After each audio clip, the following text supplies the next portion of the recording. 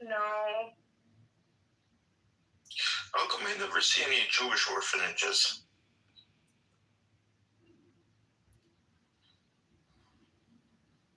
You don't see them now. They used to be tons of them. What are you talking about? They used to in the beginning of New York? No. So when New York first started, that's most of the kids that were foster care were Jewish kids in the beginning. Look at the first century. Look at the 1900s in New York City. You'll see that a large portion of kids that were in those orphanages were mostly Jewish.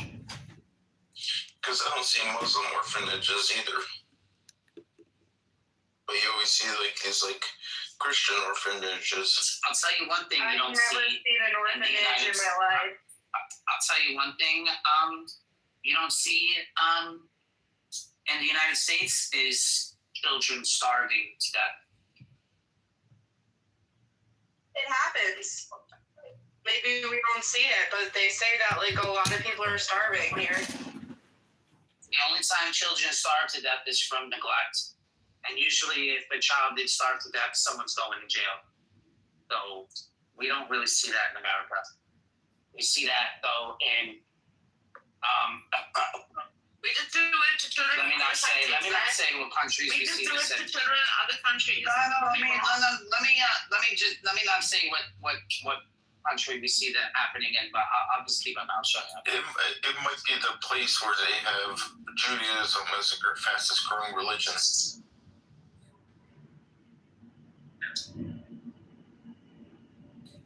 Not going to say what region of the world, but Judaism, that same place, Judaism is growing. And when Judaism is growing, it's not seeing the same issue. Is it growing by birth or some other way?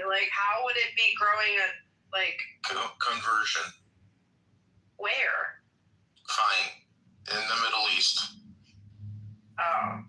Judaism is the fastest growing religion in the Middle East. We trust these people that are converting? Well, the results speak for themselves.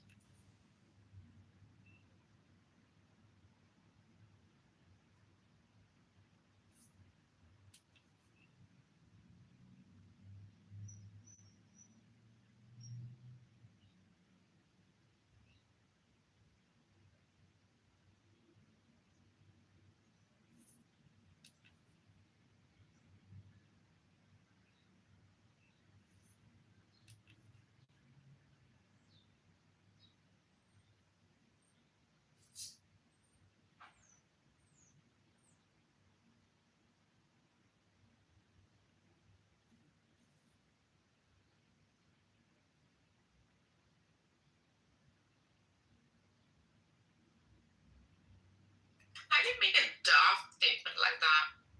Judaism is the most growing religion in the world. The exclusivity that it has, it's so hard. You have to study. Rabbi, how you that jahil? It's really not hard at all. It's just like a lifestyle. If you were to live in... Convert, right? In this sense? I'm saying, Nargis, if you grew up in, an Iranian place, right, where there were a bunch of Iranians living their Iranian life in Iran, acting like Iranians, you'd say, okay, this... The lifestyle I'm talking about. Right, that lifestyle would be different than if you were moved to California or LA or Nevada, where those would be different styles. If you were around... I have to be a Jew. I'm saying, Nargis... into it.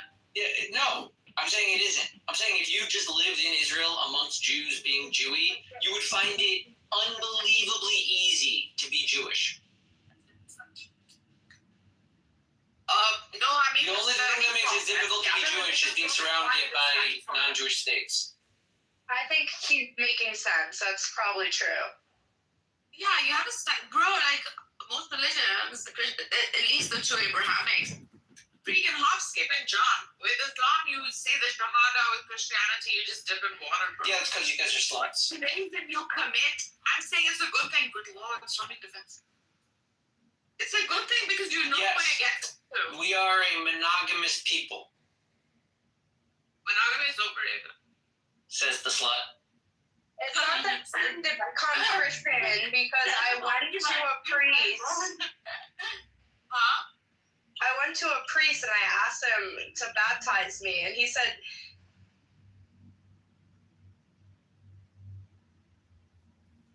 it's not that easy, you know. And that is what I appreciate about, because it allows you to speak these concepts clearly. Like, that is how it should be for, I think, every freaking school of thought. People should spend time in it and know of it.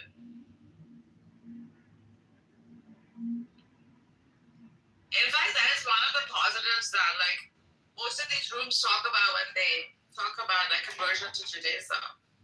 It allows you to, like, go through the study process.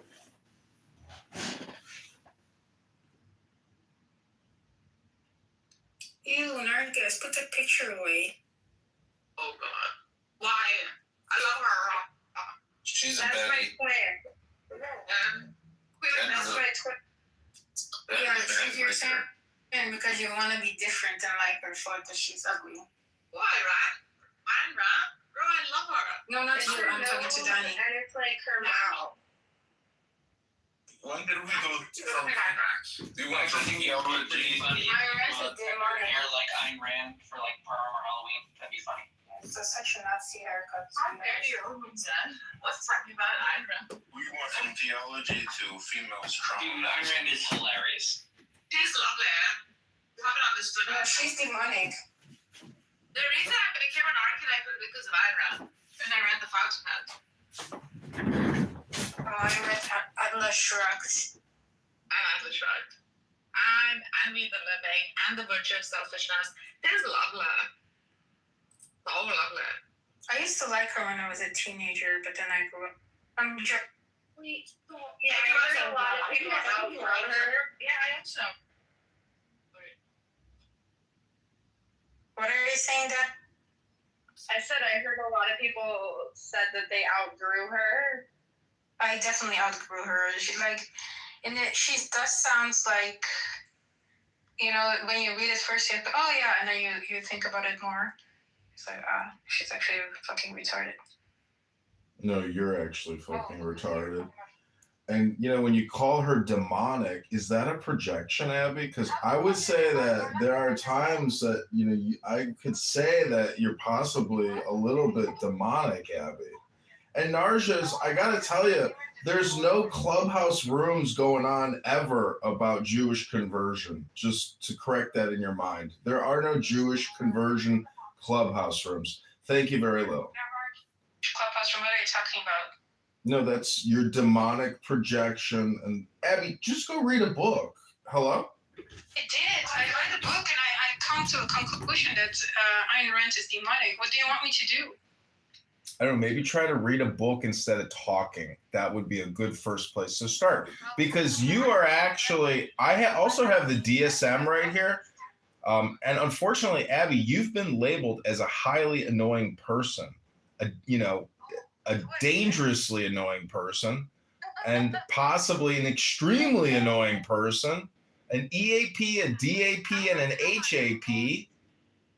No, the most annoying person. How about that? Think about that. So you're a MAP, most annoying person. See that is exactly what a MAP would do. You would claim to be the number one most annoying person. Yes, I am. I agree. Oy vey. Oh my God, are you being anti-Semitic? I'm gonna call ADL. You called her a MAP? MAP? Most annoying person, yeah. I have no idea what it is, but whatever. Oh, that's not good. I also got another interesting book here called Questions to a Muslim, an exposition of Islam.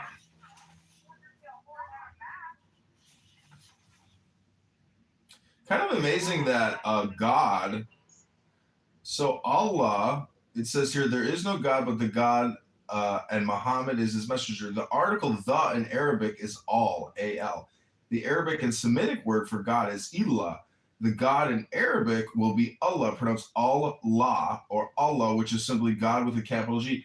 I'm just kind of amazed that like everyone accepts Islam, and it came out of Arabic, meaning God decided to reveal His true message to the messenger in Arabic. And you would think that, with so many Muslims around, that they would absolutely say, well, we have to learn Arabic because the whole thing was revealed in Arabic, obviously, right? So how can we do this in Filipino or say German? Would you have to go to the source and go into the language, to be a true Muslim? Hello? Hello? Yeah, I learned Sanskrit. When I was studying the Vedas, I had a teacher who would come and teach me. I didn't have to learn it. It was my religion. It always makes you study the words in depth. Not that it made any difference in my life. Sadly. Still a heathen.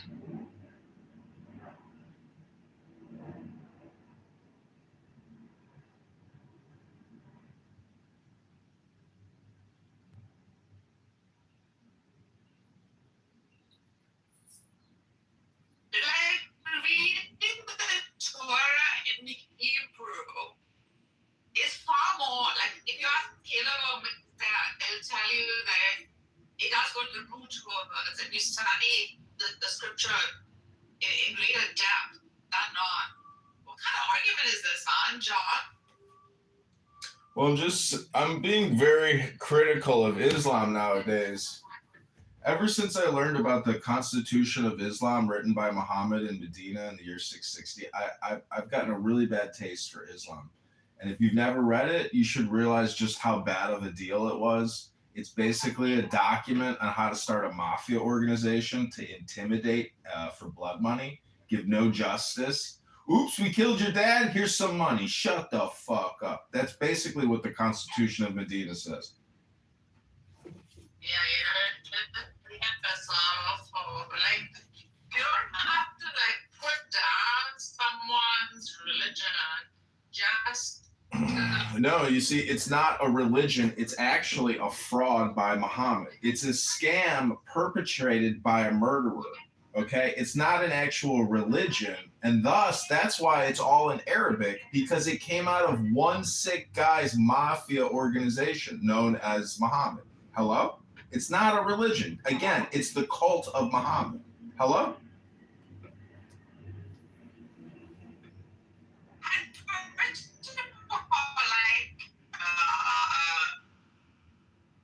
Muslims argue in one part.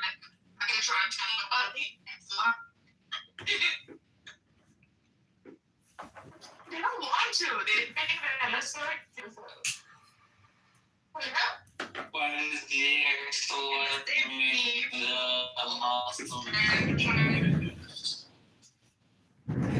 oh my god. Hello, folks. I mean, a lot of people. Thanks a lot. So what? Yeah, in Persia. So why would it be in the Arabs? You have a judge who's Jewish in Iran. Because you guys apparently make the best judges and money men.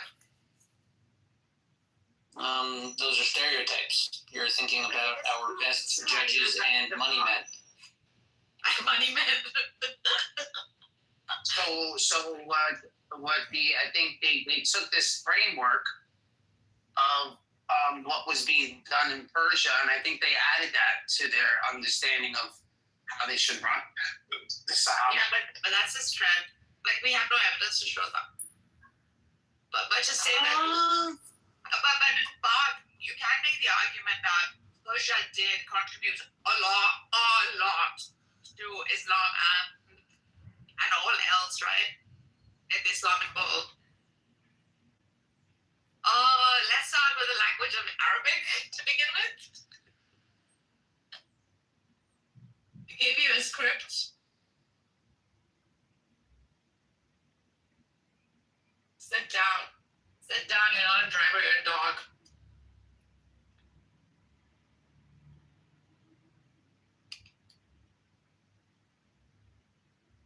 John, when are you gonna create your own SeaWorld. We need a John SeaWorld. Abby, but Hello?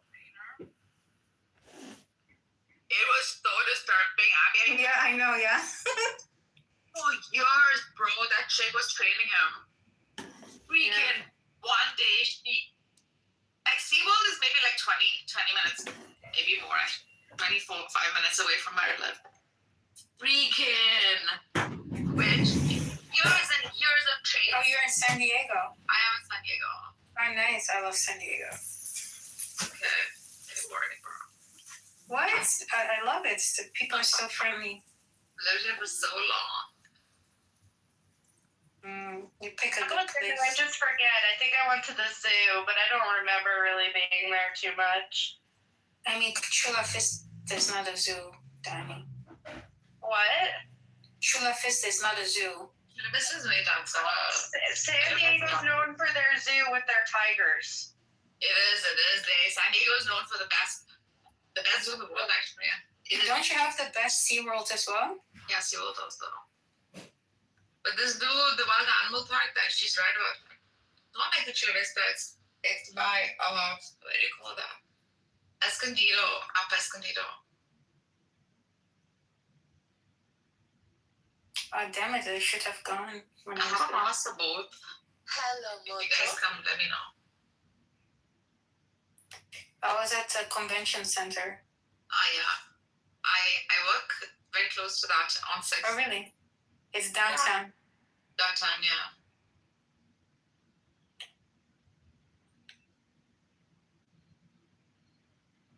I went to get tested for autism. Me too. What happened? I'm getting my results next month. Like, I'm kind of upset about it because it was like my mom's boyfriend that was the Oh doctor. my god. And I felt like it was a conflict of interest. That's not allowed, actually. And people were telling me, I don't think it's allowed, okay? And people were like, that's not a conflict of interest. And I'm like, yeah, it is. Like, I was like, I think we should get a new doctor. I was like that. He's a lawyer. He left. It could be conflict of interest. Unless, no, it is. Sorry to say. If I ever talk to my dad again, I'll ask him. You know, he's a therapist. But I think it's wrong. Like. Right, your dad is your therapist? My dad would That's never why she's so be my bad. therapist because it's a conflict of interest. So no, that doesn't happen. And that's why I think this is kind of like not okay, you know?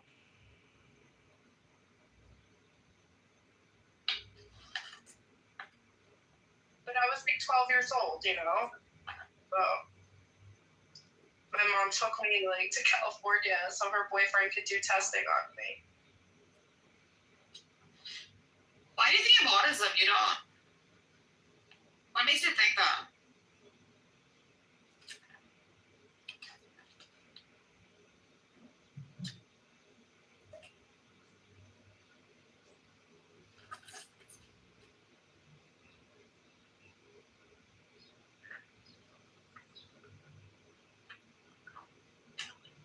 Abby, when are you getting your results?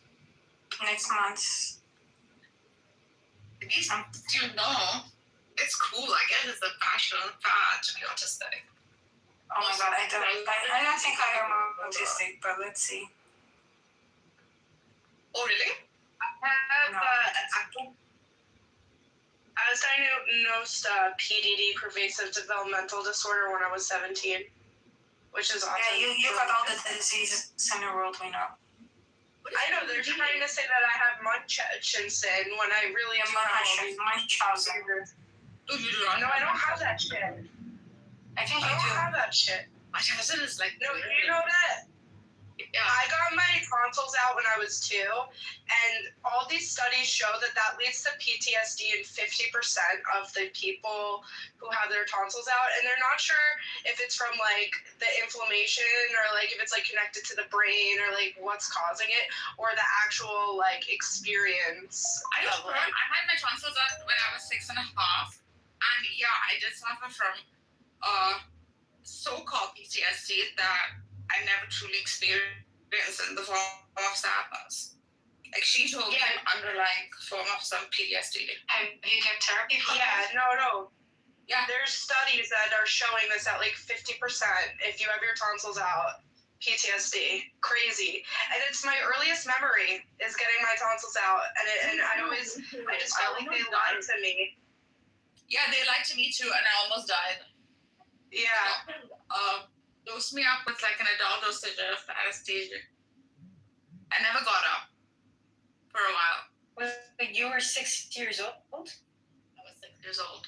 And that's your first memory? That's pretty late, actually. Of, what do you mean, like, no, of like Something the bad to me. hospital. Yeah, something bad.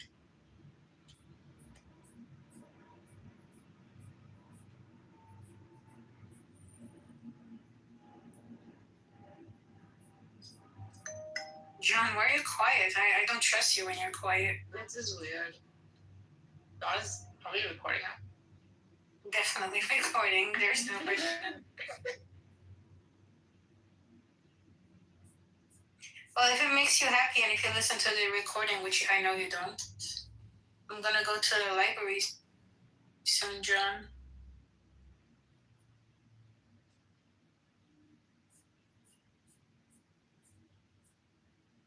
Hello? I'll bring some books for you. God, that books I never read. It better be rude. Yeah, really. Some poetry books. Oh, I was a child. I mean, if you knew German, there are really good German poems. My sister lives in Berlin, and she's married to a German guy. Yeah, she's been living there for years. Yeah, I used to really like Berlin, but the more I went there, I was like, actually, this is very annoying to live here. It's like really big city, and I don't know, to go from one place to the other place, it will take an hour. It takes a long time. I like, he lived in, I lived with her for 6 months, the experience at Alexanderplatz. Oh, yeah. So Oh, that's a good place, actually, to live. So good. There's like central. Yeah, it is. So I know my supervisor lives in Berlin now. Oh, yeah? Yeah, he loves Berlin, so he moves in it. The nightlife is fantastic. Yeah, he loves the nightlife and So good. I think I should go this summer. So where did you guys start another room yesterday? Yeah, we left. Oh, okay. I stayed in here because I went to sleep with Illumi and our homegirl. I couldn't. I just couldn't. No. I mean, we went to Andrews actually, and that's where we completely took over. Poor thing. yeah, you did. Abby was so. Oh my God. I can't stand that woman. I don't know why. Like, I mean, she's not a bad woman or something. It's just pretty myself. Like, Can't go to those rooms anymore. Bob keeps putting me in the audience. I'm going to lose my points, so I'm not going to that room anymore. So it was. We went in there, and Those people. Rashad came, Dr. Z came, and we basically discussed Ilumi's argument there for hours. He could have easily done that in this room if he was just being patient, I guess. actually, Ilumi's a sweet person, but he's just always high. Yeah, that's the issue with him.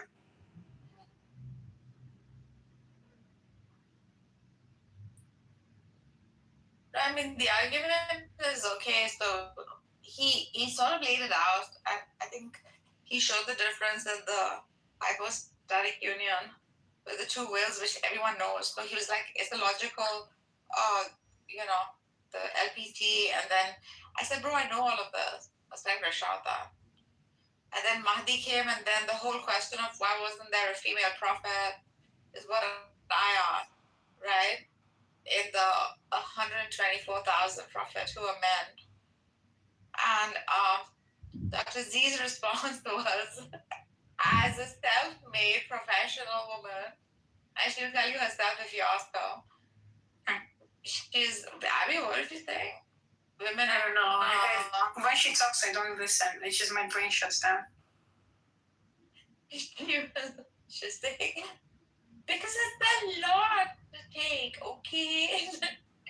I thought she was upset with you because you were working during your period or something. No, yeah. She's saying it's very hard for women to work during that period, and women. I don't know something about how it's so much responsibility, etc. Like, and then that prophets have to endure a lot of hardship. I'm like, bro, are you serious? You think women cannot endure hardship? Megatron, more like You Megatron. come out a freaking baby, bro. His name's Megatron, but it should be Megatron because he's gay. He's not.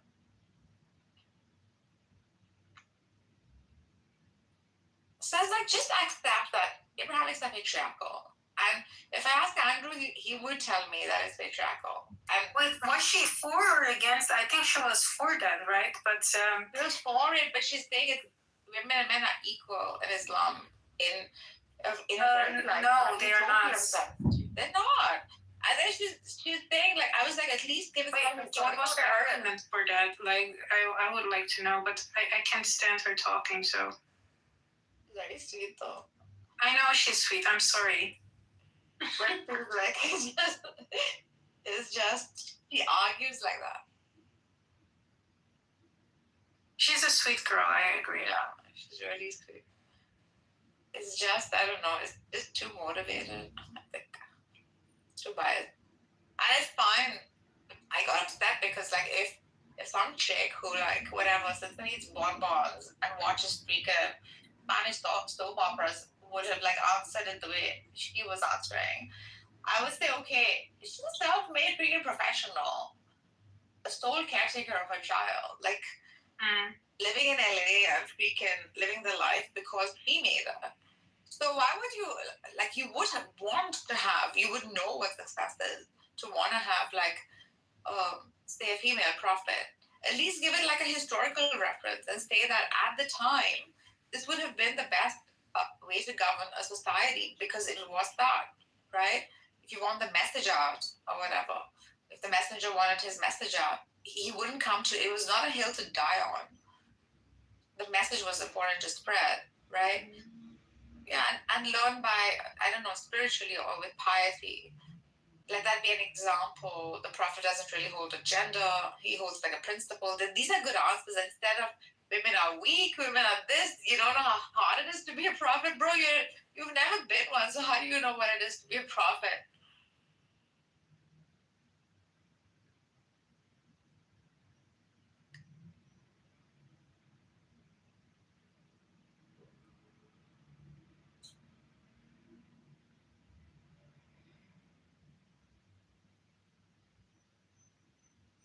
But you can't have any inheritance. Are there female prophets in Christianity? No, Abraham is a patriarchal. It's a very male-oriented. Recruit me. Who? The woman, the prophetess in the temple who picked up Jesus and said, she prophesied something. Then in the Old Testament, we have prophets, prophetesses. Worship prophet means differently, I think, in the Islamic paradigm. I don't know. It's not just someone who prophesies. In Islamic paradigm, it's more like a dictator king. Yeah, king. Yeah, Statesman, dictator right? king. Yeah, this is like more like Yeah, a so political. it's a different. Okay, even if it's whatever the worst, it's still a different job. You have the same situation even in the Tanakh with Deborah, because the kings of Israel weren't doing the job, and so a woman had to take over. Oh, wow. Thank you for sharing. I did not know this. Yeah. Just because you prophecy, you have the gift of prophecy and prophesize. That doesn't mean Doesn't make you a prophet. Exactly. Yeah. That does make you a prophet. Yeah. Then what makes you a prophet? Then what makes one a prophet? That's in the word. That's not how that works. Because Well, I agree. That is how it works. You could be a false prophet. Speaking. Yeah.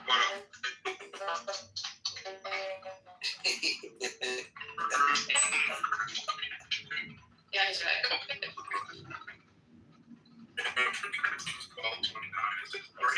Prophets. Historically, meaning like not everyone's prophets. It doesn't matter. The thing is prophesy. So you don't agree with Paul? But Paul is talking to the people in the church. See him. These are prophesize. It doesn't matter as long as you prophesy something. It could be a false prophet. Talk about. No, but he's talking about people who prophesize. He says, are all of them perfectly? Yeah, not all people. Not everyone is a prophet. But he's Everyone's a teacher. Not everybody is everyone. Like Yes, he is. he's not saying that. Yes, he He's is. not saying what you Yes, said. he is. He's not saying. No, he's not saying He is. you guys got prophecies, but that doesn't mean you're not a Yes, you're a it prophet. is. That's exactly what he's saying.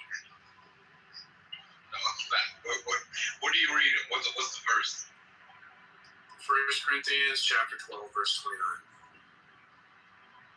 Hello? Hello. Hello? Oh, Smilo. I don't know. I have a call sign. Timothy. Huh?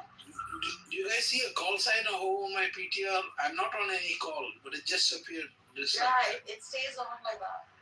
Yeah, I saw that. But I'm not on any call and I haven't received a call. Yeah, it's okay. That's how freaking Clubhouse is. Once you've received a call, it just keeps that on. They need to change that. Are you really not on the call motion? No, I'm not. 1 Corinthians what? 12:29.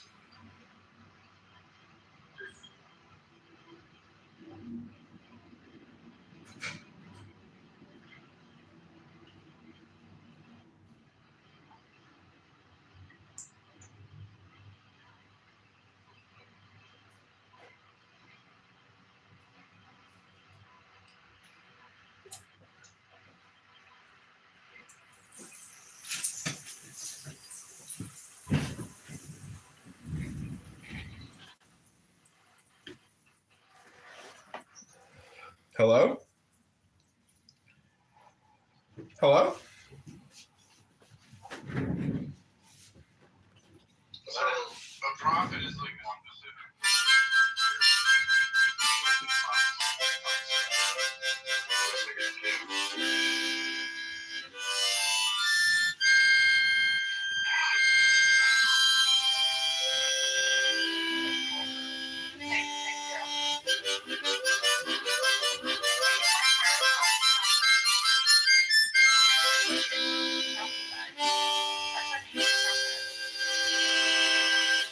Even a false prophet who prophesies, right? Would technically be a prophet. No, a prophet is a specific role and function within the church. Okay. Can you expand on? Pardon me, I just want to confirm my AI summary agent just reported me that this is a discussion about autism, PDD, and tonsil removal. Can you record that issue?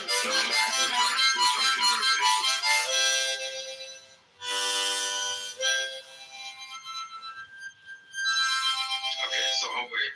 I'm still trying to get the verse. So when it's saying that are all apostles, are all prophets, are all teachers, do all do miracles, all work miracles. So basically what you're saying is, oh yeah, you could heal people, doesn't mean you're a miracle. You can teach people, doesn't mean you're a teacher. What the fuck kind of shit is that? That makes no sense. Yeah, it is. just saying all members in the church don't have the same role. All of them have different roles. Yeah. Yeah, everybody has different roles. Not everybody's gonna have all these gifts. But you can't say somebody is a miracle. Oh, he does miracles, but hey, he's not a miracle worker. He's just a specific kind of miracle. Like that doesn't make sense. Because you don't understand how language works. I don't understand how language works. You don't understand how language A works. martyr is one who murders. A thief is the one who steals. But all of a sudden, when it comes to the word prophecy or prophesy or prophet, that doesn't have any correlation. Hold on, the individuals called by God. Robin Hood is a thief? Robin Hood was a thief? No, he was a hoodie. He was a hoodie. Oh, he's right. Like they deliver a message. They also hold people accountable. They guide. I'm just reading it off and going. Who's right? They may not be like a prophet, like a major prophet or some like, see, like in. I mean, you're technically. Yeah, that's a primary. No, you're not. Okay. Okay, let Pimas define what a prophet is. Tell us, teach us. It's just, I told you, it's a specific role within the church that involves like a ministry. It's a function within the church. Whereas anyone can prophesy, right? The prophecy is a spiritual gift that's pretty like speaking. Wait, you don't apparently understand how language works because it's not prophecy, it's prophesize or prophecy or prophesy. Hello? Prophesy. It's not prophecy, it's prophesy. Go back to Africa. I'm just saying all communication on Clubhouse is generally ad hominem projection. So when you say that Smiler doesn't understand how language works, that's really you admitting internally that you don't understand how language works. Just want to clarify. Get this guy a watermelon. Well, as a matter of fact, I've got a delicious watermelon sitting in my refrigerator right now that I will soon cut apart and dice it and enjoy it. But that still basically means that this gathering here, where we are discussing the Bible, Quran, and all the prophets, clearly people have not come to the conclusion on how to best use their time. You would think that if this information was so valuable, it might help us determine what's the best usage of our time. And I don't think these Clubhouse rooms are being very productive nowadays. What do you think? Yeah, I agree with you.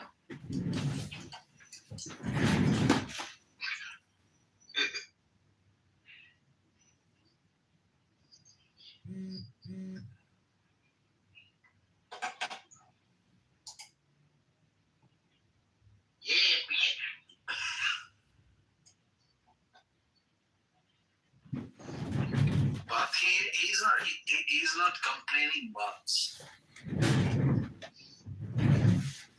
It's encouraging people to leave.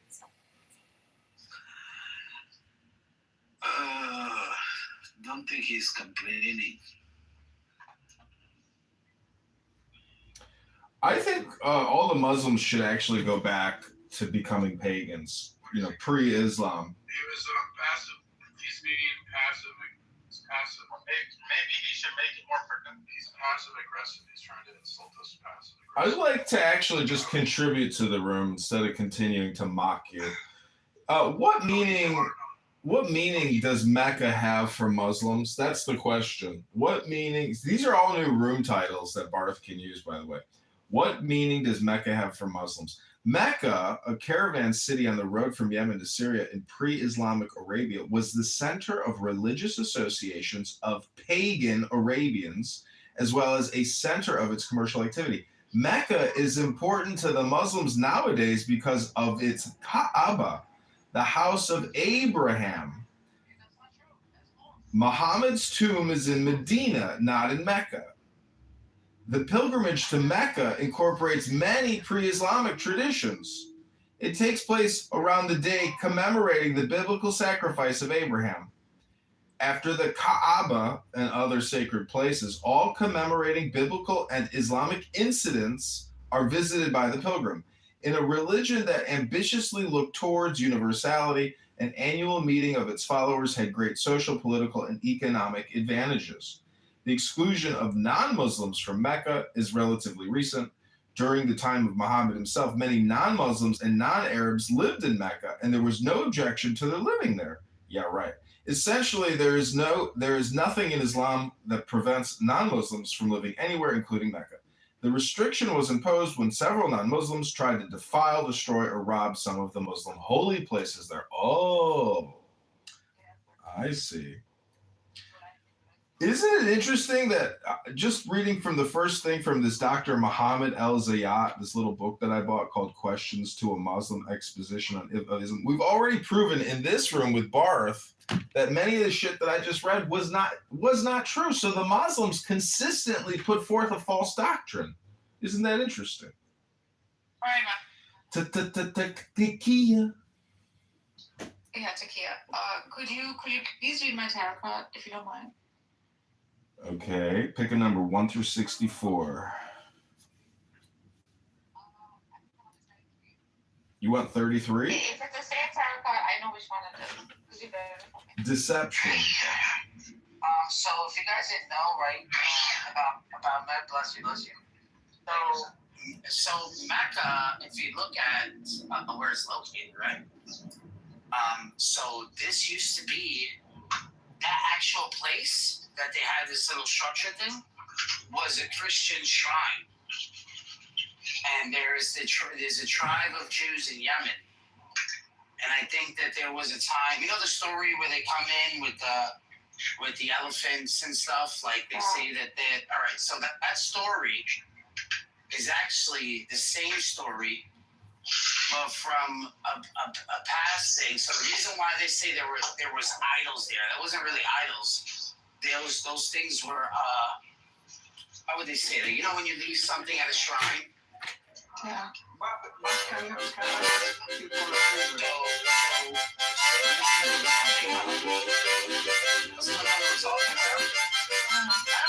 is up with people? They just, it's just like I invite them up, but they gotta start talking as soon as they come up. No, you let me finish. I come up for you, you weren't even let me finish. You didn't even let me finish. Forget it, bro. I already want to finish this one. Forget it.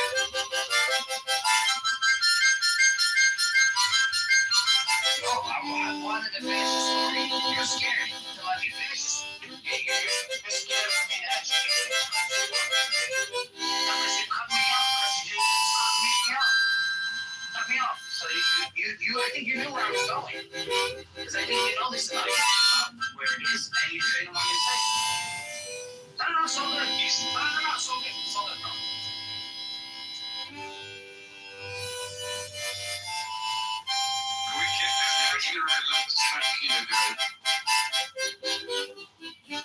Yeah, see how people are. You have to say stuff like that. I realize he doesn't care. Just sign up to the audience and finish your thing. Run away from the Muslim. No, what I want to do is I just want to keep him up to his own spots and so he can keep embarrassing.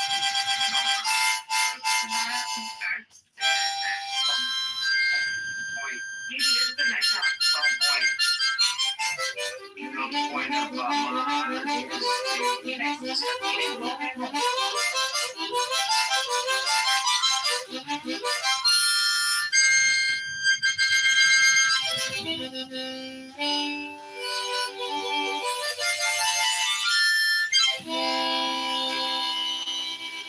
because I can't do the same with Christianity. So I can't be logically masturbate about Christianity.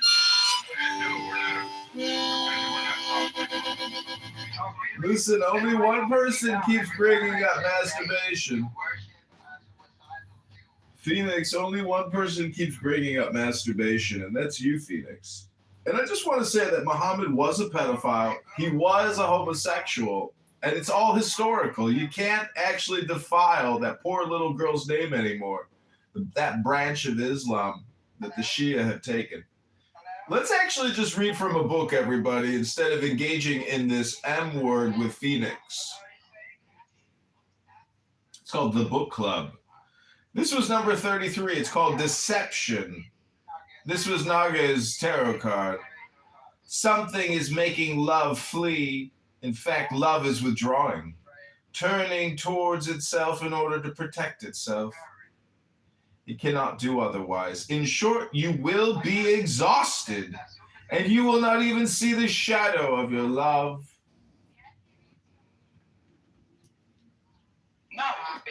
No, Nargis really said that Super is terrorism.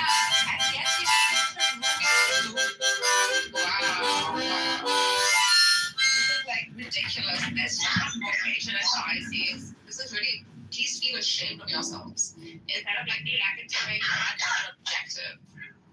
Bloody idiot.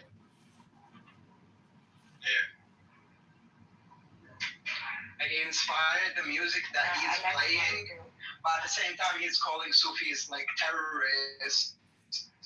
Yeah, because it's like Jahil, Murakkab.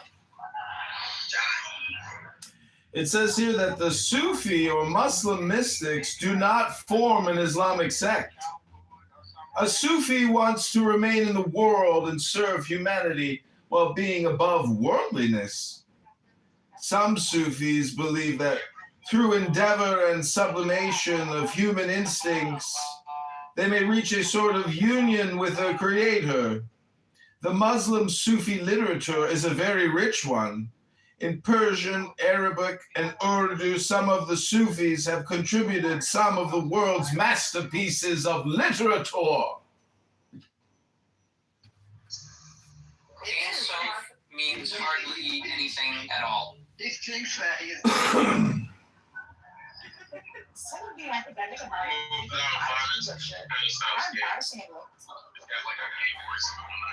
They're embarrassed themselves being it. Look at Mixed. The Ein Sof is right behind him. The limitless light filling his Kelly Pot Nora. Mixed is the 10 Sephiroth. Behind him stands the Ein Sof. Pick it up. Sex. Hardly anything. Mixed is just so used to being awash in the light of Hashem, that beautiful Ein Sof that gives Mixed his unlimited financial bankruptcy, debt resolution, creation solutions. So we all just see commonalities. What would you say, do you think, is the best way to actually study the Kabbalah correctly? Well, there are these things called books, Mixed. Maybe you've heard of these wonderful innovations in human technology called books. That would be a great place to start studying Kabbalah, in the books. Hello? Guys, in a particular instance of someone studying the deep esoteric Jewish mysticism and becoming a heretic. Yeah, His name was Acher, or Acher. his brother was Elisha ben Gluya. He is quoted in Pirkei Avos. He was up there with the Tanaim, but by the time of the Gemara, he was noted as a heretic, and all abandoned him except for one student named Rabbi Meir. yeah.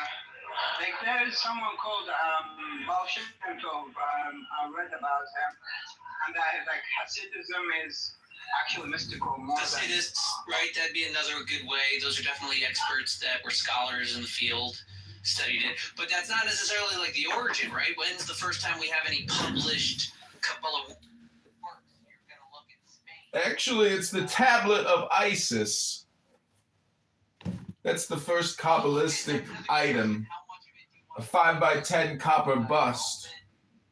Or Persian mysticism, right? Because It's all solipsism. All of these different regions, it picks up whichever mysticisms happen to be done. Like even take it as for instance something people won't argue with, that in the Bible it prohibits Molech as a particular practice. Molech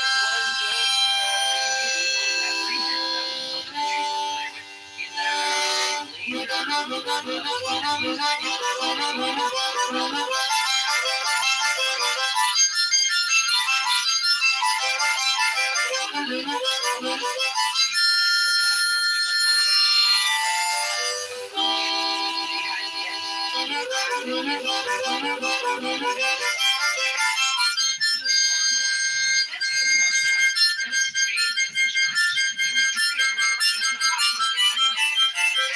things with Gary. They also had serious issues about gaining too much of a foothold in some community, right? These traveling through, and we had issues with them preaching their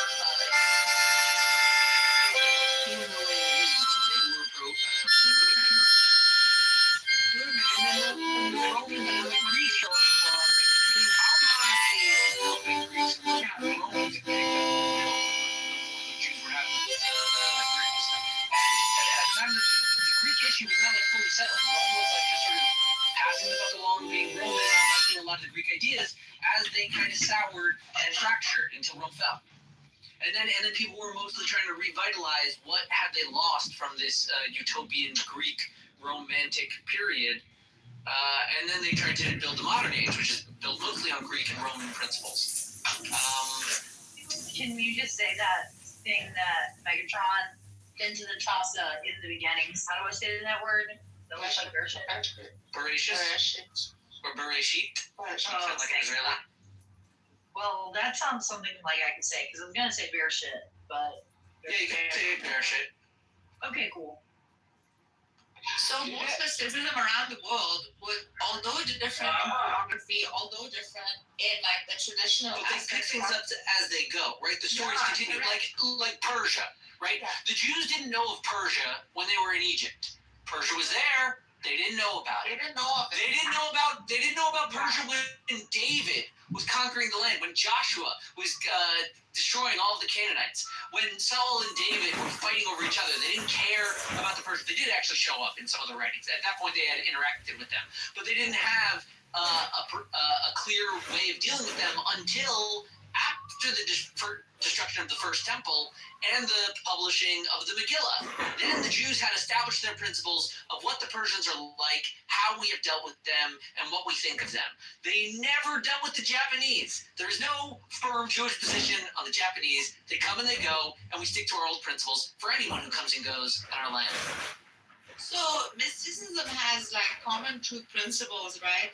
That no matter what tradition you follow, and no matter what religion you call it, even though there might not have been any attraction between like. Have you ever heard of the philosophists? I think they called themselves. Who, the Illuminists? They're like these people. A lot of Brits were into this club. A lot of explorers of the New World. What were they called? Theosophists, I believe.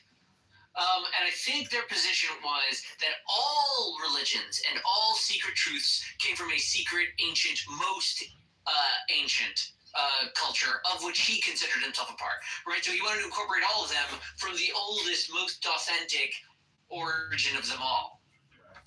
And he wanted to explore the world. Many of these guys, they were like Explorer Club. They would explore deep, far-reaching corners of the earth to show that the same narrative had been given from an ancient proto-religion that we were all members of. That's correct. I love that move, right? Yeah, I love it. Yeah. And then they also like incorporate all the mysticism, right? Because none of that is taboo. That's all just different interpretations of this singular ancient I mean, true. mysticism would be like the common. This is why I hold to it. And if you think like the religion of like the Theosophists, it incorporates a convergence of all human understanding, past, present, and future. And that's like kind of a mission that a lot of people can get behind. Yeah, I mean, I don't think it's unavoidable. I think that is just. Yeah, Mixed is Muslims call it Islam, Mixed. Mysticism is the feminine side of things, I think. You're like your little bitch. Damn. Mixed's bringing out the power. Mixed's got that Kabbalistic power, that courtroom demeanor. Mixed, when was the last time you were in court and said to the opposing counsel, "You little bitch"? So you guys know the study they did around the world, right? So we had a psychologist in one of these rooms called The Seeker's Mind, and she was like explaining, and we had the room freaking for 3 sessions. Like he has it once every week, but this was the only topic like that went on for 3 consecutive sessions, where like she was explaining how a mystic is born, is not made, right? You must sort of have it within your psyche to even be attracted to such a thing, as though like you're just naturally doing it. it so happens that within the study they did for the mystics around the world, that never knew of each other, came from traditions where the basic principles differed. Their particulars and practices were extremely different too, and etc. etc. All these mystics have reported very, very similar experiences, right, as an end result to all their experimental practices. I think in the tradition. So, I think that humans have like a lot of ways to experience things. I don't only limit myself to the analytical, although like in conversations, I think it's useful. And in the case of mystics, I think like approaching from like a rudimentary quasi-materialist perspective assists in seeing exactly what the benefit is there that everyone would agree with, right? If we concede the existence of placebo effects, then we would concede to the existence of shaman and experts in the specific placebo effects that are most effective on humans. Like there's a historic empirical answer on what that would be, even if we say that there is no meaning behind what they're actually expressing. So like, I think it's a weird, I think people do it to like keep themselves sane, to like not think about the mysticism. Like there's not as much for the mind to grapple with there. You know, it's more of like an experiential thing. That's not the big takeaway. The big takeaway of mysticism. Point of order, moderator. I know you just love to ramble. The big takeaway is that to be a part of any major world organized religion and donate 10% to some fucking guy in a dress is insane. You should just start your own cult called the Book Club. Just fucking read a book. Families that need food. No. What I'm saying is you're stupid if you give your money up. Just start your own thing. God is correct. Hello? I feed the hungry when I could think about how many angels dance on the head of a pin. You psychopath. Oh, I didn't say that. But what I'm just saying is the big takeaway is if you actually contribute your money to an organization, which is not your own organization or your own nonprofit, you're not very mystical. You fail to actually realize that it's talking about you in all these books and your experience. You should try to read a book, and then you can experience the whole story and the script and the program through yourself, through your own, first-person perspective, like a video game. That would make it real fun. If you just participate in somebody else's video game, that's boring. Hello? Wait, no, dude. One second. I have to enlighten you because I discovered your new purpose in life. You are a weird kind of self-aware narcissist that hates himself because of like the weird kind of loop you've put your own head into. I think you need to create an AI that will draft a novelized version of your own life that you can read to others and publish and then keep writing and reiterating forever. Just telling yourself and the world your own story eternally. Then just be careful, Mixed-Ed. I'm already doing that because we're live on YouTube, and you just projected that you're a narcissist yourself. How dare you ad hominem project onto the universe? You're pathetic. I'm giving it to you. I'm cursing your mind with a blessing from God that you will construct this and consume the rest of your life reading a story about yourself. All right.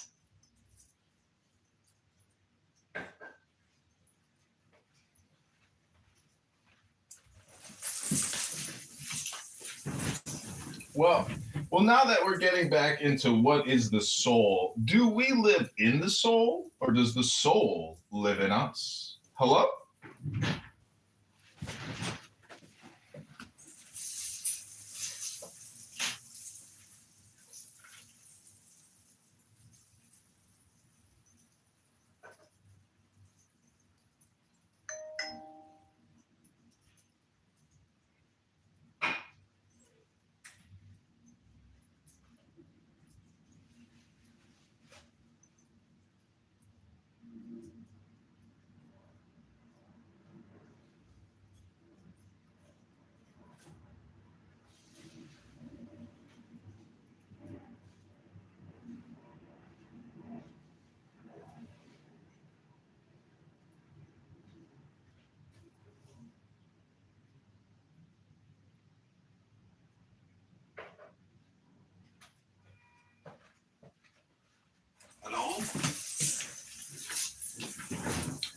I guess what I'm trying to say is, we were talking about the secret ancient source wisdom code that all of these religions are supposedly deriving from.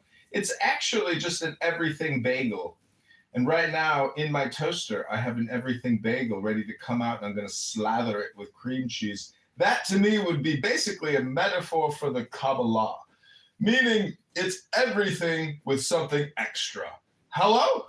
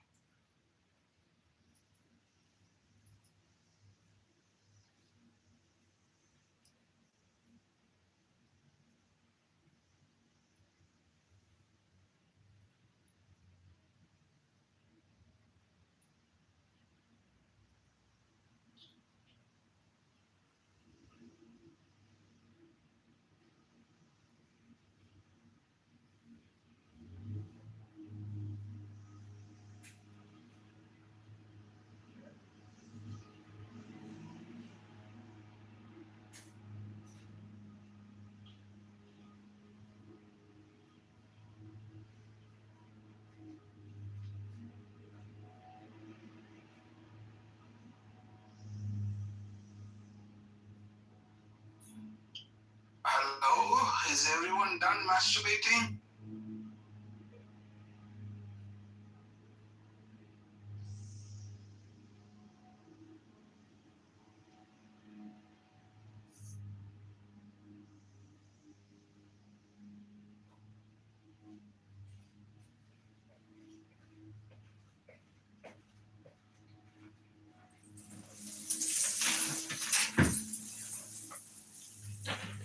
No, I think.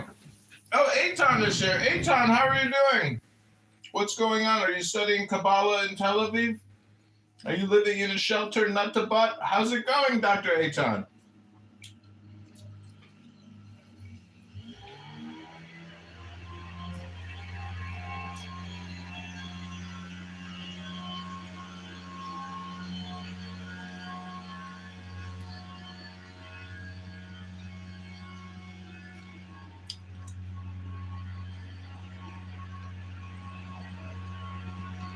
Hello? Hello?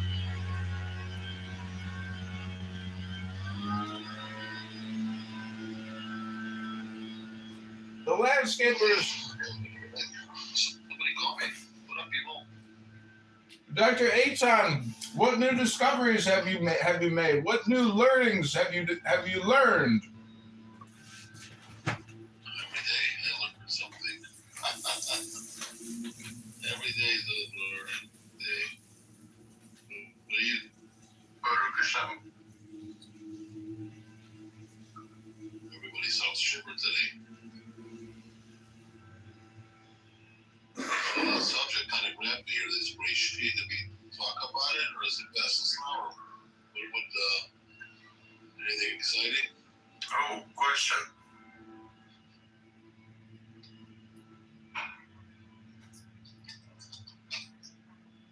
Through language, of course, through the lens of the Messiah being the first intellect. All right. And all things were created through his knowledge, being closest to God.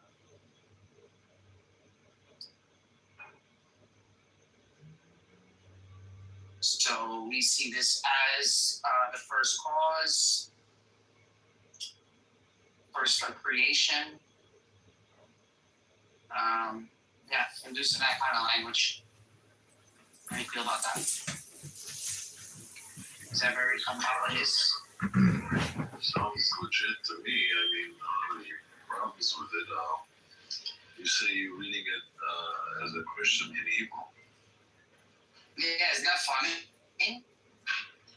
Well, I didn't know you know Hebrew. You do know Hebrew.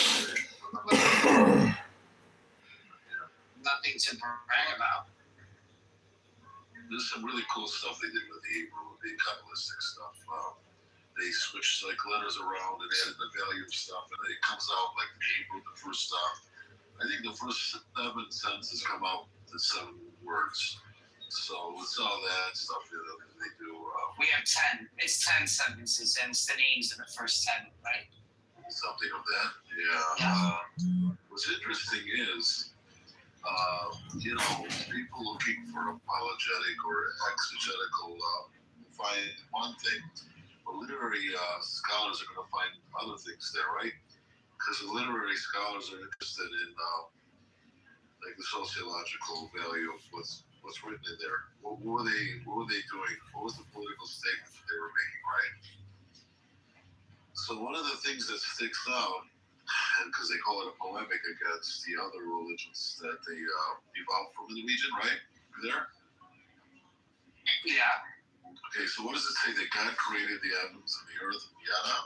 And then it goes on, and his spirit hovered over the abyss, right?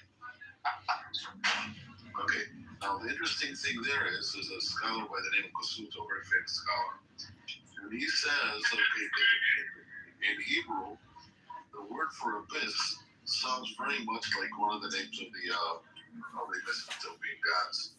And there was like a literary hint there to say, we created your gods. So, בראשית ברא אלוהים את השמיים ואת הארץ, והארץ הייתה תוהו, ורוח אלוהים מרחבת על פני תהום. So they're saying Tahom is a nod, if you will, to Tiamat. That makes any sense. No, go in. Yeah, so Tiamat. No, what's up? If something's free, people just can't resist it. Doesn't matter what it is. Oh, is that picture? Like rebelling against. Even though, literary people will tell you that they took many of the ideas, right? They took the flood, they took the wrestling with God, they took a lot of ideas from the Mesopotamian culture. But that was one of the things they pointed out. And so when you read it in the Hebrew, and especially if you're reading it, like, I don't know, during the time where this would have been relevant, you would have picked up on that, and maybe today, readers in a different language. The background on it, miss out on that.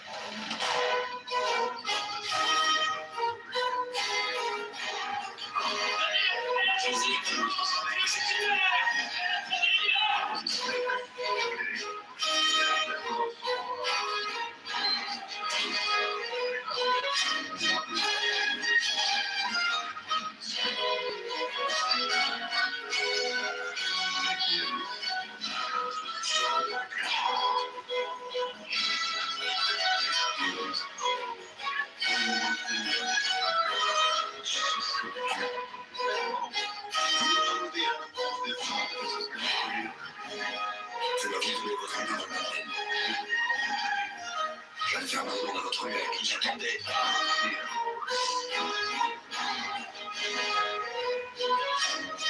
Je crois qu'il espérait comme vous. C'est le roi qui l'a fait. Le roi, Lévi.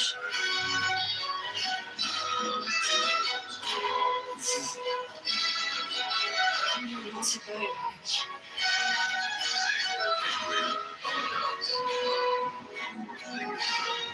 J'en sais rien.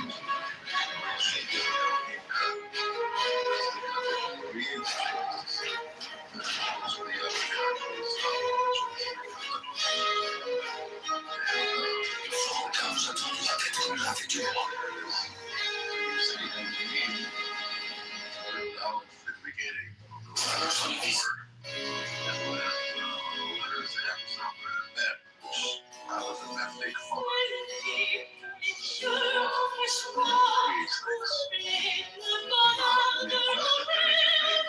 One that you can pronounce and one you can't pronounce. One would be like calling him dad, calling him by his function, and the other one would be calling him by his personal name. So that's all in Genesis that I can speak of at the moment. So anyone want to respond to any of that? I think there's a lot of information there, and just taking all that stuff in. that's really interesting. I can see how it just keeps going, right? So one rabbit trail to the next. Oh, sure. Yeah. And it's cool that, we have, someone from a Jewish background, someone from a Christian background, fills up all the pieces of the puzzle, like a wider perspective on it. Like I was surprised, someone said the first two letters in the Genesis and April, Bereshit, right, is Bet Resh, which means sun. So what they're saying is that all of this is about the son, right? About Jesus. That would be something exegetical in the favor of Christians. But that's it's just a point, an opinion or whatever. Bereshit. Now, if you take Bereshit, the word Genesis, which is the first word, right? You split that in two. You have bara, which means created, sheet. In Aramaic, sheet means in six. So it means it's a hint towards creating in 6 days. And then there's another word that goes with sheet, but I would et ha-shamayim, et ha-aretz. If you move a letter over, it's like saying ata shamayim, ata haaretz. You are the heavens and you are the earth. Assuming sounds pantheistic in a way, doesn't it?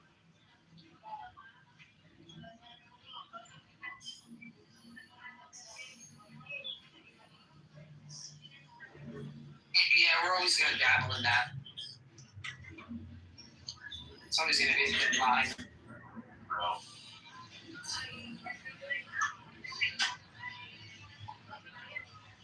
I'm eating possibly the worst full sandwich I've ever had.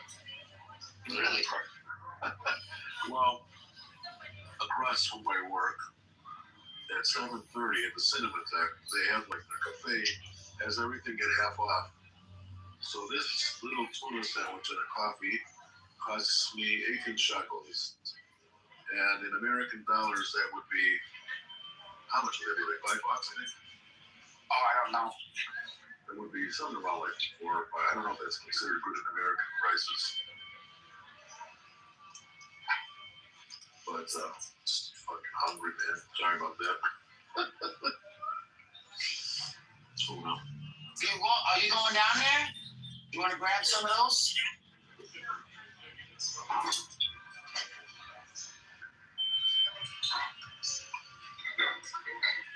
But, with Genesis, you can go on and on about Genesis.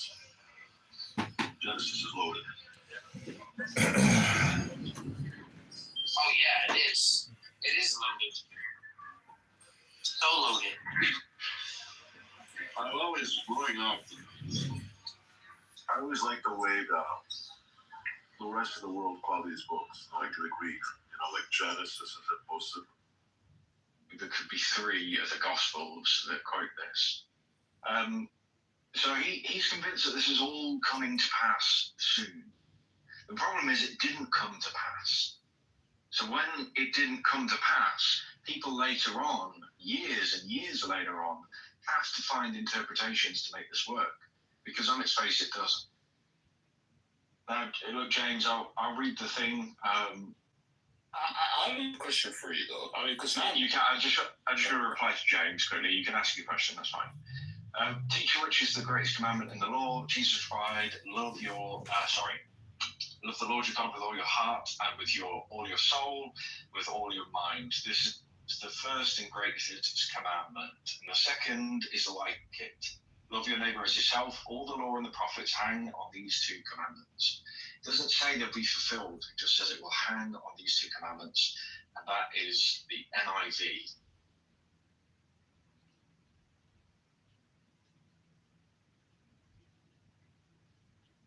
Go on, what's your question?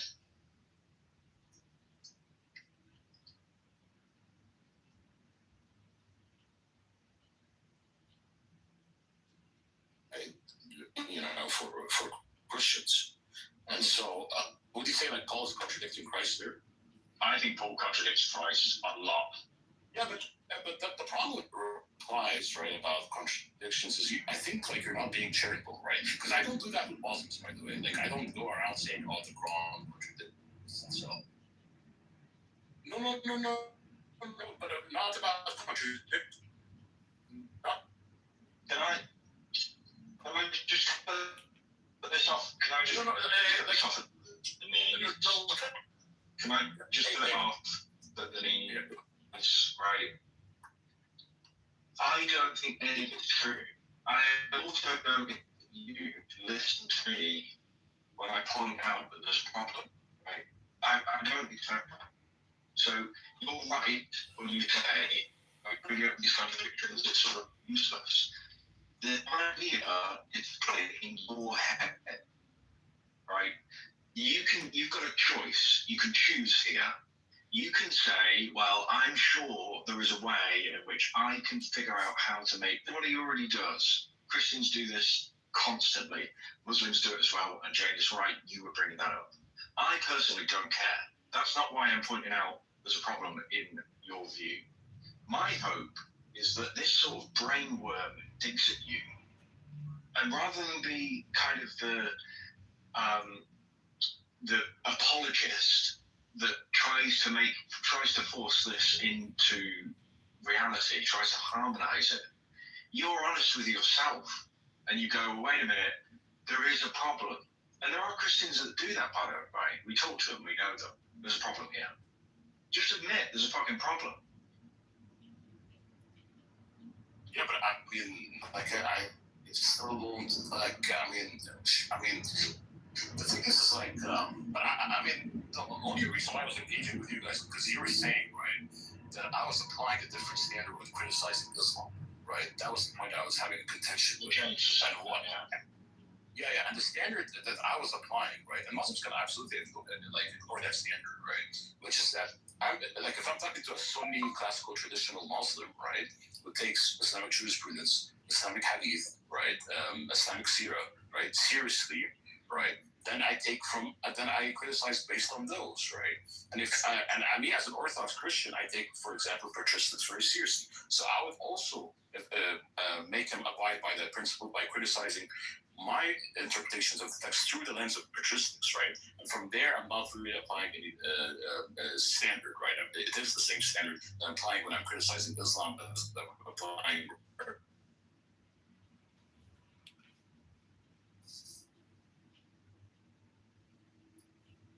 Okay, it's the same reasoning. It's the same dishonesty. It's just yours has been going longer. Therefore, you think it's legitimate. And I don't understand that. You're just saying they've been longer. They've been there longer. Look, she's right. She's right, and you know it. Between Christian scholars and Muslim scholars, right? The consensus of Christian scholars is saying do not do X, right? The consensus of Muslim scholars say do X, right? Then I'm just pointing that out according to that standard, right?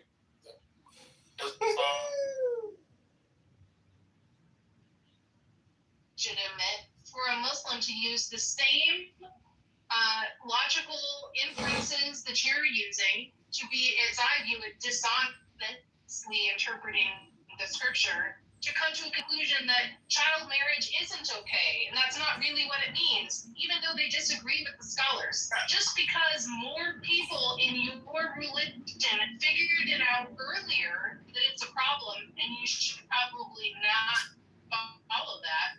I don't understand why their logical inferences are. I'm talking to a liberal Muslim, right, who doesn't accept like the consensus or the early Muslim views, like his the early Muslim scholars and their views about the situation. Fine, I don't really have conversations with liberal Muslims. The same thing, like I don't think people should have conversations with liberal Christians because they don't really have standards, right? But if I'm talking to someone, right, who claims to follow classical Islamic jurisprudence, right, then from there I'm just going to point out that the consensus that are found within the Islamic sciences when it comes to these issues. Right.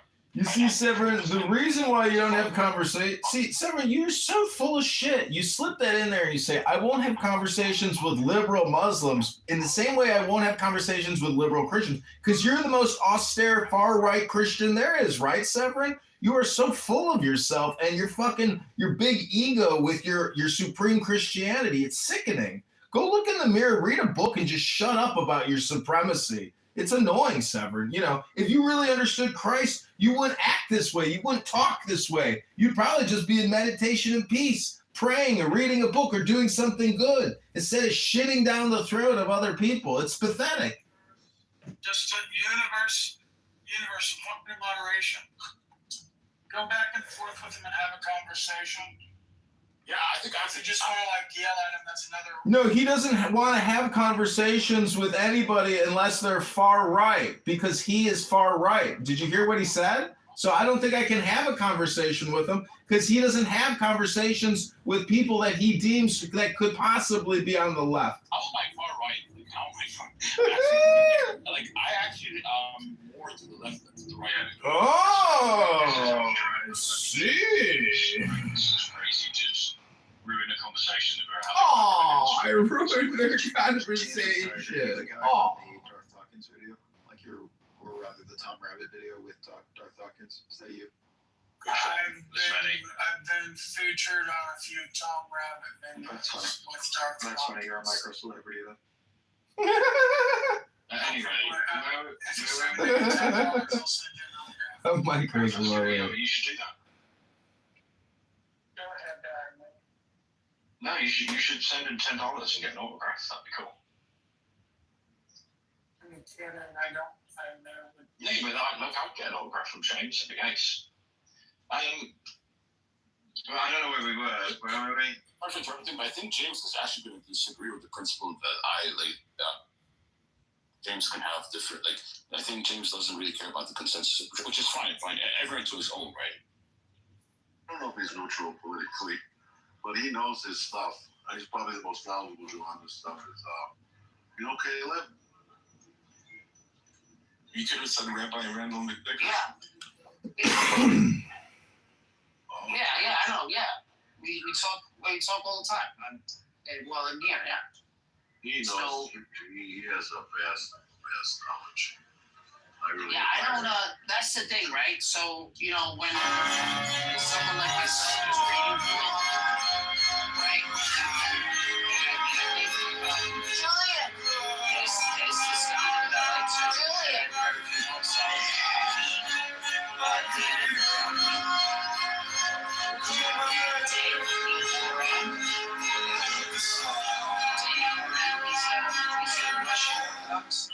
Sure. He wrote a book.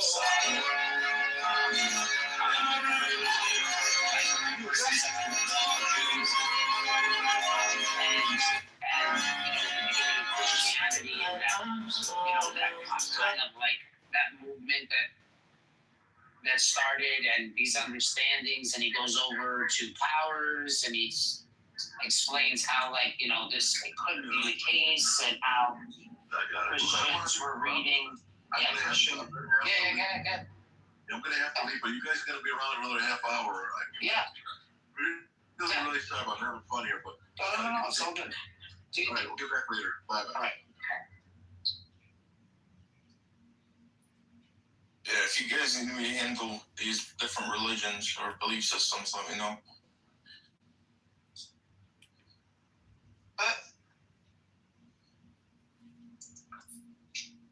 What are you gonna help with, Rabbi? You need a different name, bro. Go back to. Yeah, you should try to be, yourself, Rabbi, instead of, forcing people to call you Rabbi, because what you're really doing is insulting teachers who go by the name Rabbi when you yourself are just a comedian. You're just a comedian. You're funny, but you're not a teacher. You don't actually teach anybody anything other than gaslighting people to hopefully they'll realize, why am I getting so upset over this annoying person on a conference call app called that, he fucks around and calls himself a rabbi. You know, and he's only doing it out of an homage to Rabbi Randy McDickerson, who himself is a degenerate, vulgar, profane, horrible human being. But I'll tell you, he's one of the most despicable, obnoxious, pretentious, and ludicrous people I've ever heard on this app. Rabbi Randy McDickerson, founder of the Kosher Shekel Fund. Hello? And I don't force anyone to call me rabbi. They do it because they want to. And so I can just call you, Fart Breath, right? All right, well, I'm just going to call you Fart Breath from now on. So what are you doing today, Fart Breath? Are you going to be on Clubhouse all day just like making snide little commentary, funny little one-liners? Hello? Hello? All day, every day, 7 days a week, 24 hours a day, 7 days a week, 30 days a month, every single day. I used to have a family, they say. Now I just talk all the time on Clubhouse, 40 hours a week at a minimum. It's never enough. I gotta create my dopamine somehow, some way. Isn't it gay?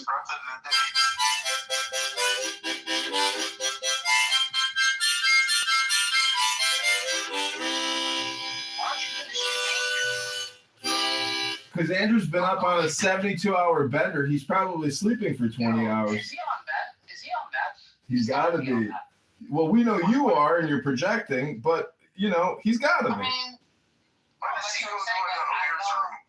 know what it's like to be on that. That's why I'm saying, like, you know, one of the same pattern flock together is that he just doesn't, you know, he doesn't hit tunes to my beat. That makes any sense. You know what's so amazing is if I had access to math, do you know what I would do with it? I would read a bunch of books on camera and use my brain to improve my brain to eliminate all the unnecessary things in my life which are wasting my time. That's intelligence. Hello? Here we go, motherfucker. Here we go, motherfucker. You gotta do more. You gotta be more interesting. This is fucking annoying. Every day the same shit. You guys are wasting your time. Wasting your time. Bro, I'm at fucking work. Shut the fuck up. what about the deepest breaths of the day? And then the chime. Ting, ting, ting. It's like this dude doesn't stop. How am I wasting my time? I'm at work. If not, I'd be listening to a podcast right now. Game horns, music. I can't read because my mind has to be in what I am doing. So I can't just sit there and read. I can't be in complete solitude. I'm not a security guard. All right, well, I'm going to read a book here and try to contribute to the room instead of complaining about the room, because that's what winners do. We don't just complain. We contribute. We do.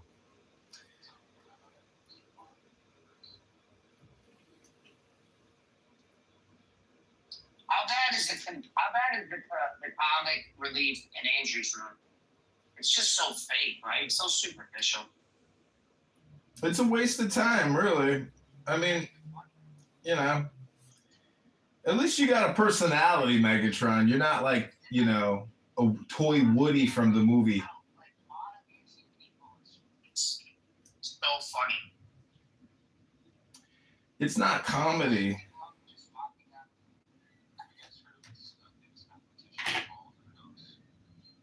What about him? He was challenged to quit math for 1 month by a concerned friend. He succeeded, but he complained. You showed me I'm not an addict, but I didn't get any work done. You set mathematics back a month. So he's still an addict.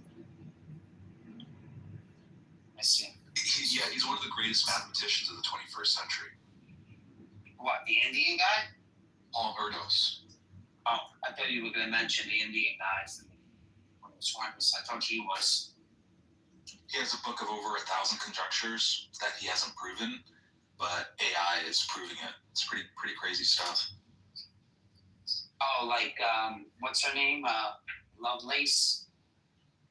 Like her. You know who she is?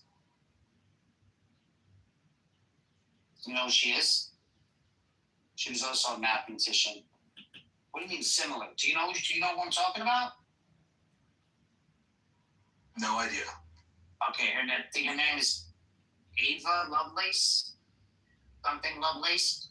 She was a mathematician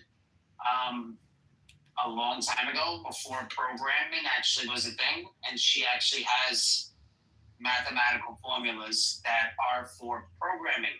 Oh yeah, from like the 1800s, before like she was using like the binary zeros and ones, trying to figure out the computer before the technology was even there to actually create it. That's now you understand. Yes. Yeah, similar to this guy, Paul Erdos. He was like this bum who'd go from like he had doctorates, whatever, in mathematics, but he would go from like a different mathematician's home, and all he would ask them was a place to stay and to get some food from their place and just study math. And he like worked with like 1,000 other mathematicians all over the world, going from place to place, smoking meth. That's very interesting. Yeah, this is the thing about substance abuse is,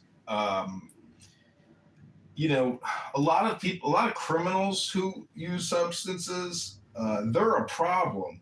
But if you're a productive, nice person in society, contributing in an exceptional way, and you're not a problem, it's only a detriment to your health and your potential longevity of life. So the law and criminality that index, when you overlap it with polite society, drug use and productivity, you can see how criminalizing the productive person as opposed to helping his health is really the question at hand. But there are people on this app who have admitted that they have been drug users and go around and they rob people, random people, and that type of random chaos is in many ways what terrorism is. So all I'm trying to say is, have you read a book today? Will you read a book today? Will you go to the gym? Hello? Are you predicting the use of methamphetamines? No, I'm just talking about how chemicals and the brain and productivity and the legal system, it's all intertwined, because a lot of white kids and all these people who are on meth, what they're really doing is using legalized cocaine. And they're doing it under the supposed care of a doctor. But really, if they're not causing legal problems and they're being good people, well, it's still a detriment to the health. So why can't people essentially be sober and be highly productive as if they're on the 99% pure cocaine and crack.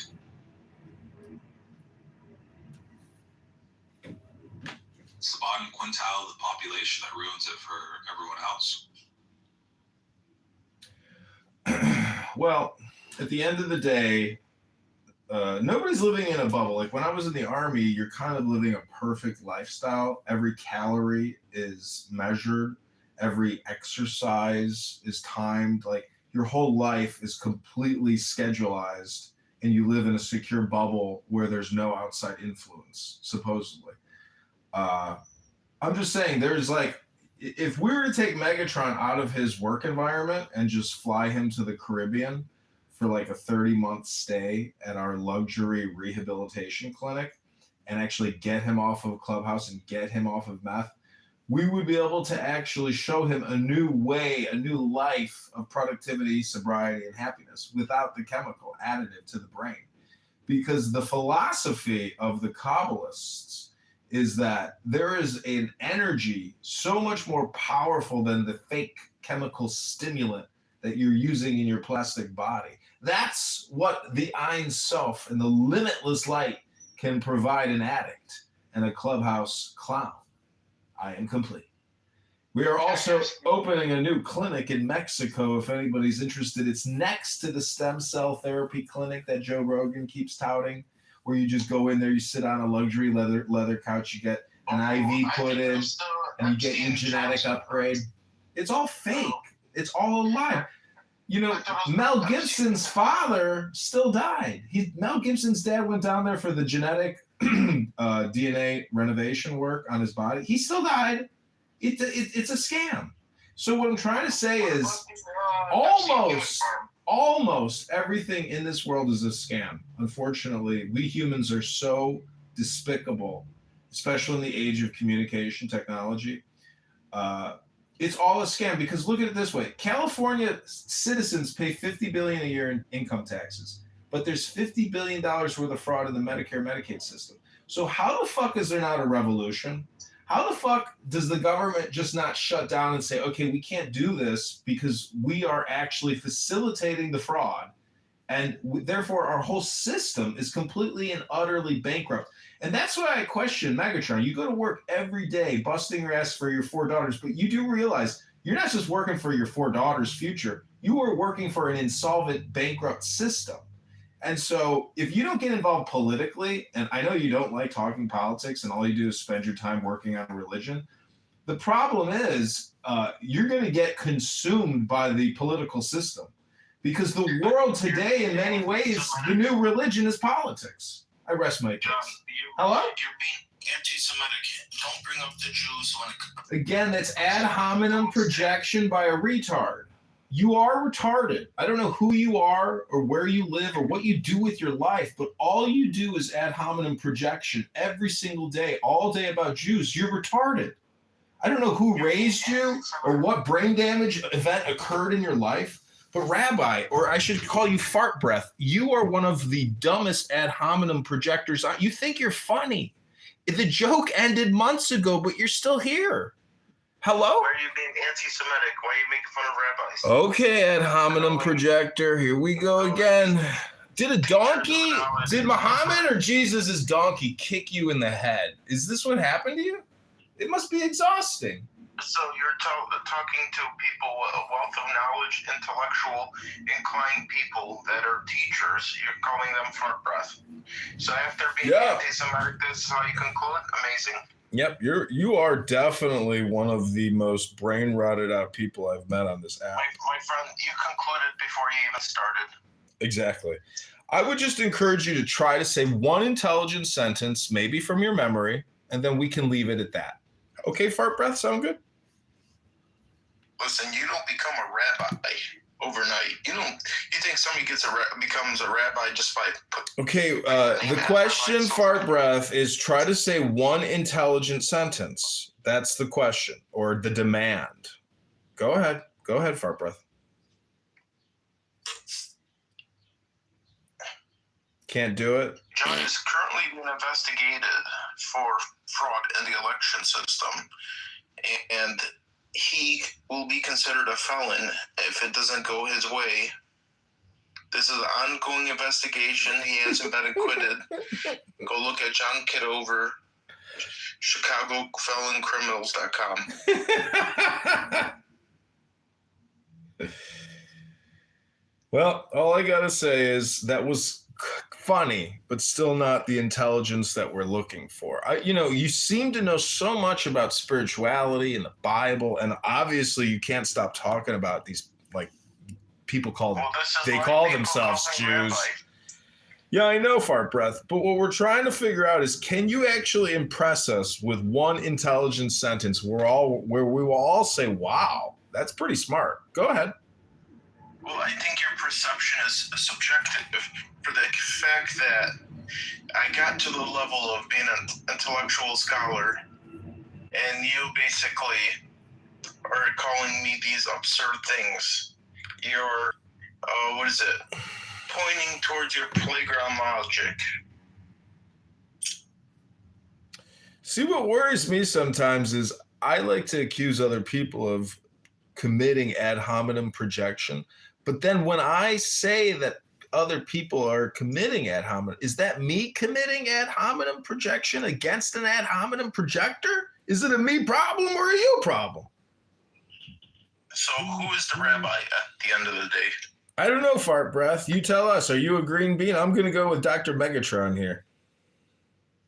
How come you didn't respect Shabbat? So the other thing is, I call it ad hominem filibustering or hypnosis filibustering. Hypnosis filibustering is actually just R words endlessly talking. You know, like if you go to politically correct, they might just break out and talk about cereal for like 10 minutes and the different types of Cheerios. You know, while they're supposedly talking about a very, important news topic, they will ad hominem filibuster and just go straight into Cheerios and the 10 different types of Cheerios there are. And that could waste like 10 to 15 minutes of their lives just talking about Cheerios. Hello?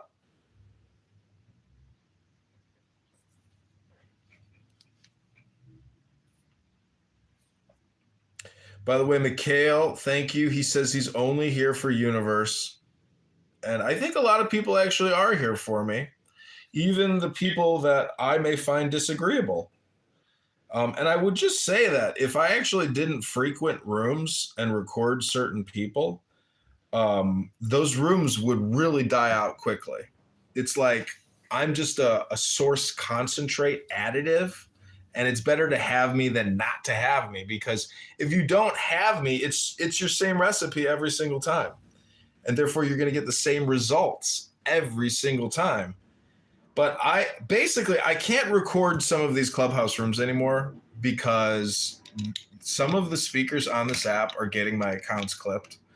And I'm already at that like final stage of having YouTube remove me with, 3 community guideline strikes.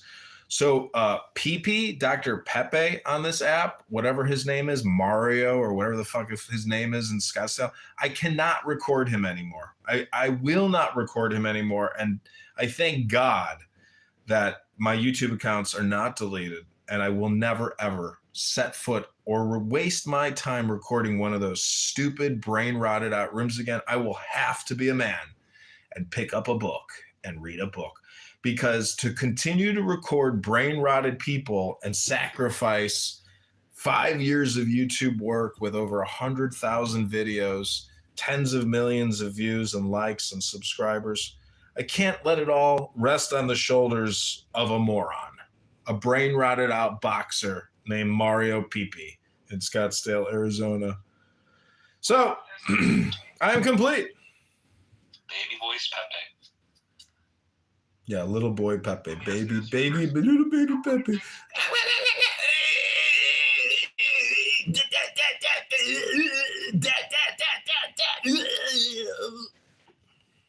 What do you think YouTube is going to do when they find out you're cosplaying and you're actually Pepe and you're actually Resistance? When the curtain's lifted and YouTube finds out that you're both of these characters and then some, but then you portrayed it to be somebody.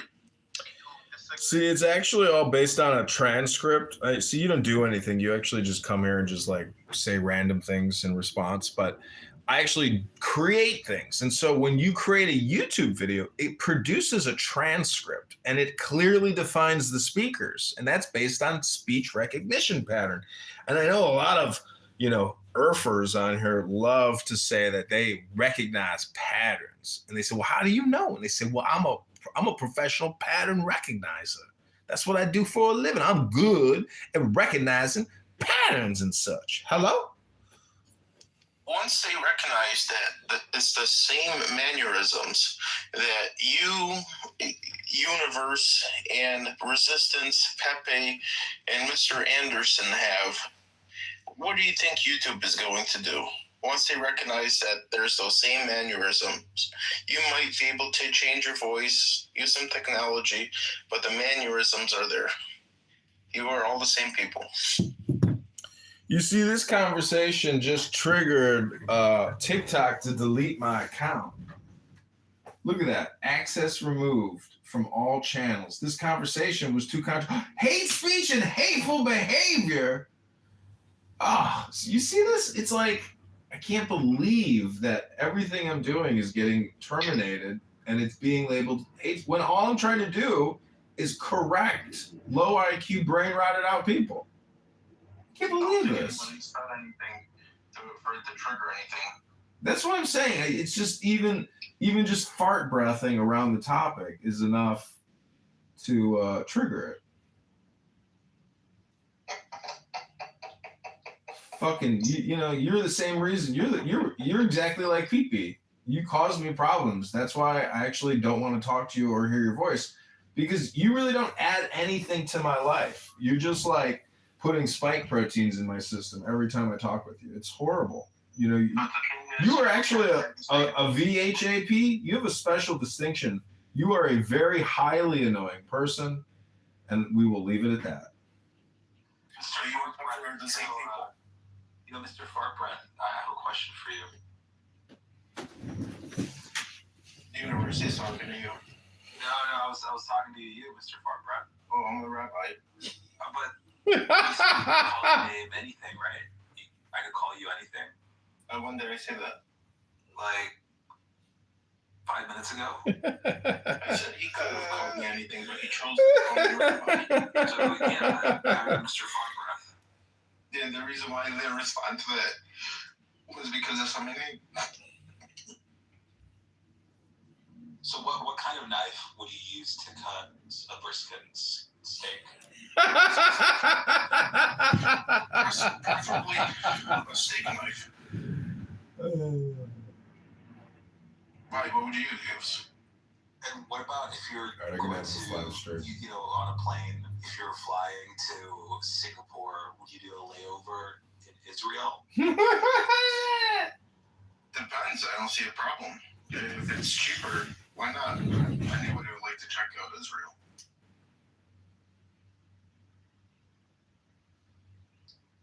It's known for their olives. They even have a mount of olives. They even have a wall that's great. Some people say it's even greater than the wall of China.